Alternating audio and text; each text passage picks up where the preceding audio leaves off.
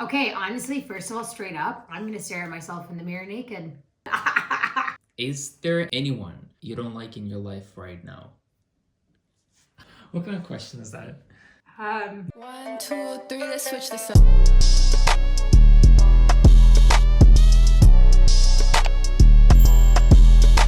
Hi, my little honeys. Welcome back to my channel. If you are new, my name is Anastasia, also known as your fave social media girl. If you haven't done so, please don't forget to subscribe and of course, turn on the notification bell button so you know every single time that I post, which is on Fridays.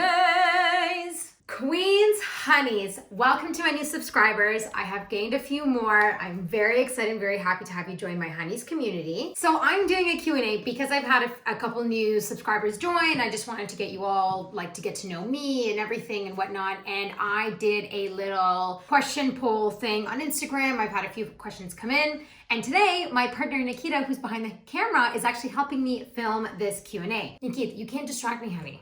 What did I do? This is distracting. Oh, I me. was liking and clicking. No. Never film with your partner. So he's going to be asking the questions, and I'm actually going to be doing my makeup, which is in front of. Oh, I'm a little nervous, but I think we should just get into it. Let's chit chat and start asking questions. So the first question. Honey, you don't have to yell that loud because you're right next to the camera. So the first ace. Nikita. What is the drunkest you've ever been?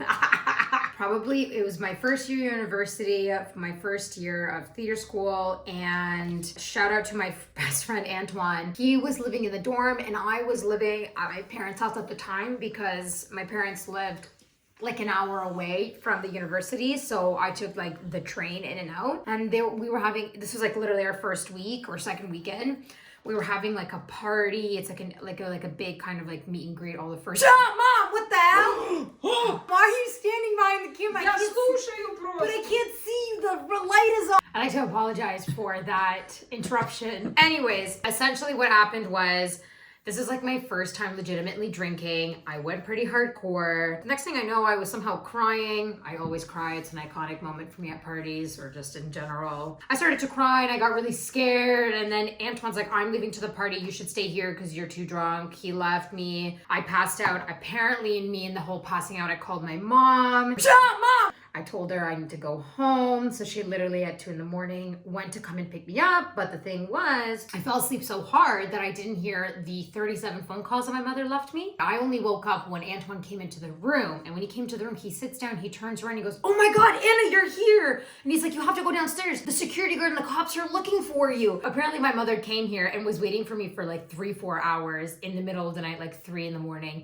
because I was passed out. She couldn't get a hold of me. No one could find me. The residences of the university don't actually have the right to go in to the residence. So I guess they kept banging on Antoine's door, but I was so passed out that I didn't hear it. And I even told my mom in the car that I did not drink at all and that I was not drunk. Would you ever have an OnlyFans account?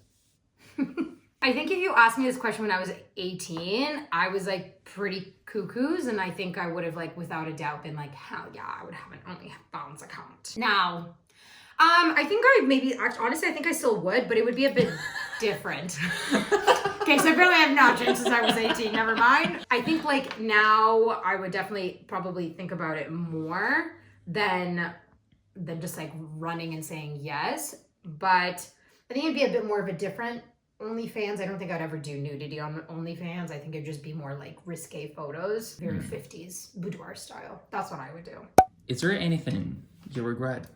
I think for a really long time, I actually regretted going to theater school because of the crazy 4 years that I've had. But I really, like after doing therapy and everything and like going through that, I really chose to work with it and forgive what I went through and take it as like that experience made me stronger.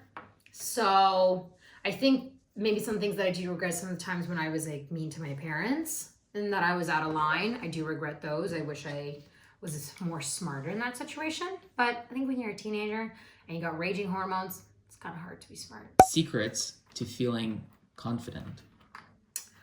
Oh, okay, this is fun. One is you got to do lots of self-love. I think you need to have your own routine of it, your own schedule, your own self-love, things that you do, because that does really, really help with, it all comes from within. It's not from the outside, it comes from within. You can do as much as you want on the outside, like whatever, but if you're not feeling confident on the inside, nothing's gonna change. You gotta work on the inside. 2, I'm not kidding, it's all about laws of attraction. So the more you tell yourself that you are sexy and you are confident, you will actually sort of like train your body and your brain to believe it, and it will happen. And I think my third secret tip would be when I already feel like trash and I like have greasy hair, I haven't done my skincare, you know what I mean? My face is not looking so good. I'm wearing like baggy, gross clothing. I might still be my PJs. Like that's all fine. Sometimes I like days like that, but when I'm already feeling trash mentally and I don't feel confident and sexy in myself, being in that energy and being in that physical kind of state does not help. So I would say get out of those clothes, take a shower, shave your legs if you want to shave your legs. Do whatever that makes you feel confident and sexy, because it really changes your mental state. If you ever have a Freaky Friday with your boyfriend, how would you spend your day as him? Okay, honestly, first of all, straight up, I'm gonna stare at myself in the mirror naked.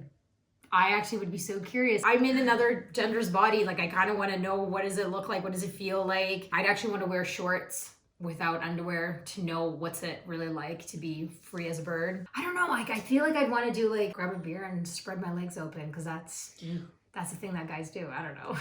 Do you and your boyfriend ever had bad fights? What? No, No, we never. never have bad fights.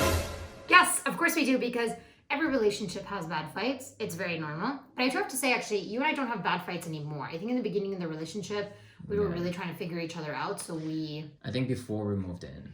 Before we moved in, that's true. We fought a lot. And then it was weird. When we moved in, I think we had a few really big fights that... I don't like calling them fights. They're not fights. They're just arguments. Right. Arguments. We've had arguments. But I do have to say that every argument we have, we never actually have it again.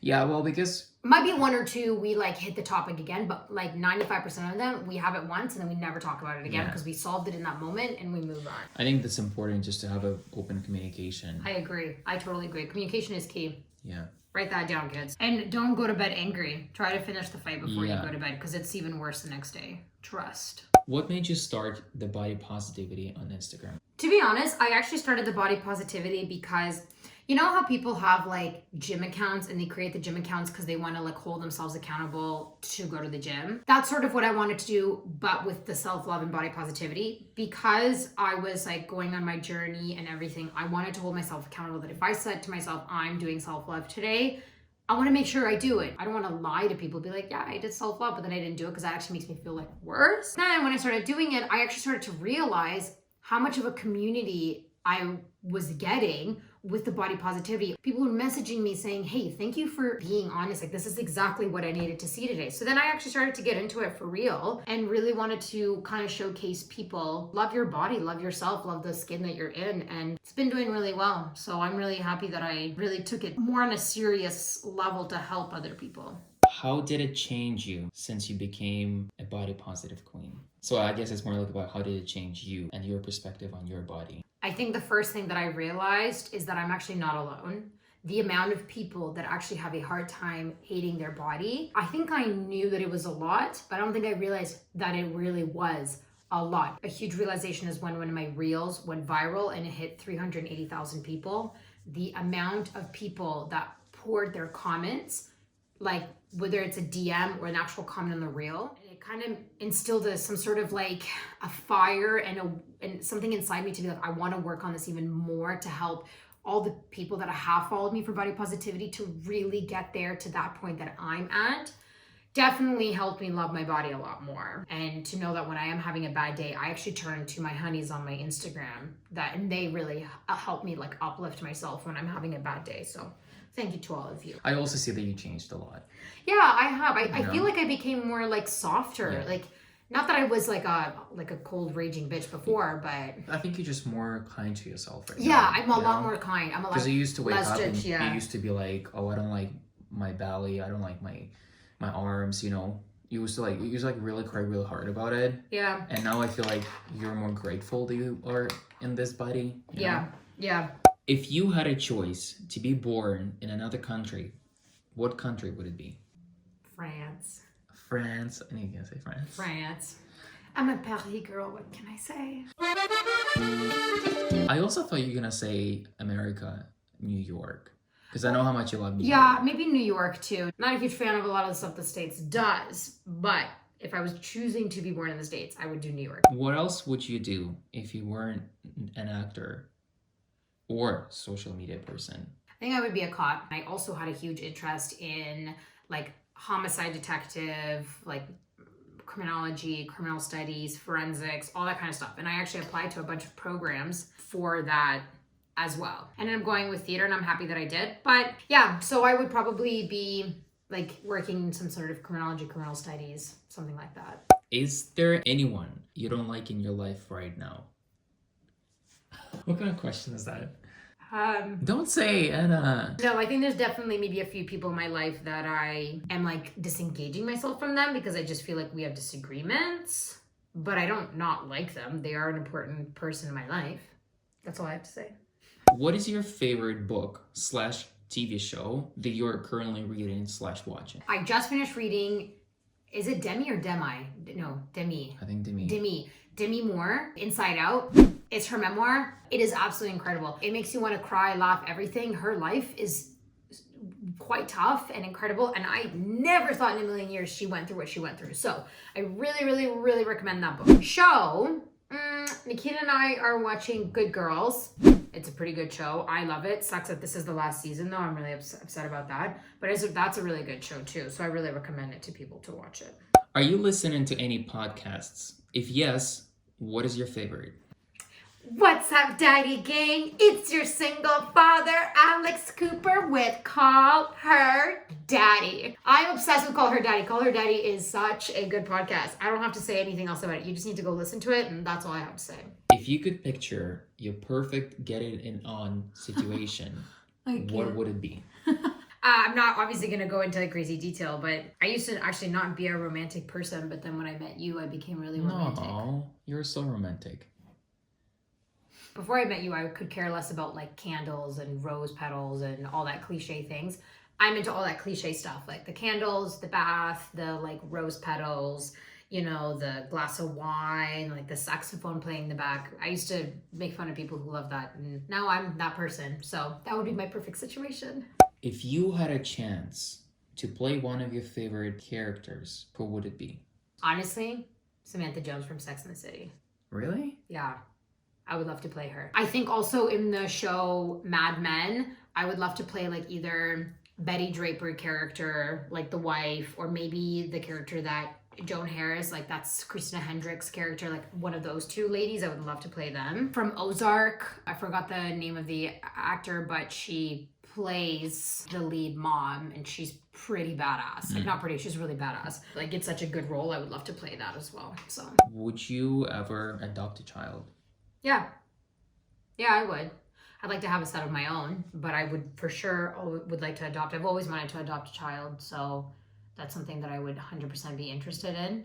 What advice would you give a younger self?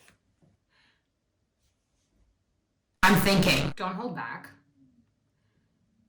And don't take shit from other people, because there's going to be a lot of people who are going to tell you very negative things about you. Don't believe it. That's what I would say. Are you excited for season 2 Canada Drag Race? That's actually a great question. And yes and no. And how did you like the first one? I wasn't crazy about it. I think no tea, no shade. Something about Canada's Drag Race I just felt like was lacking a little bit. I felt like the challenges were kind of like, I don't know, they're just not up to par the way they could be at the American Drag Race. I just felt like the way they were eliminating, like when Lemon got eliminated. I actually thought Lemon was gonna win for. So did I. So I was really surprised by that. But I feel like, no offense, I feel like a lot of RuPaul's stuff is becoming that, where it's about the drama and less about the actual like art of drag. I don't know. I'm excited about it. Yes, because I do love Drag Race and it's also Canadian. So there's like a little bit of that.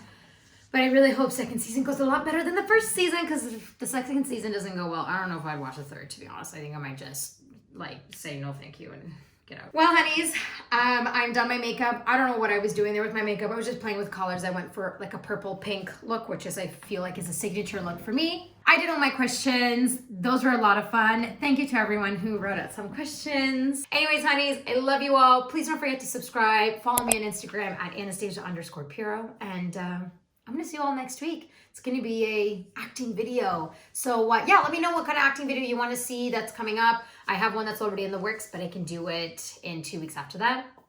Love you all, honeys. See you next Friday. Bye.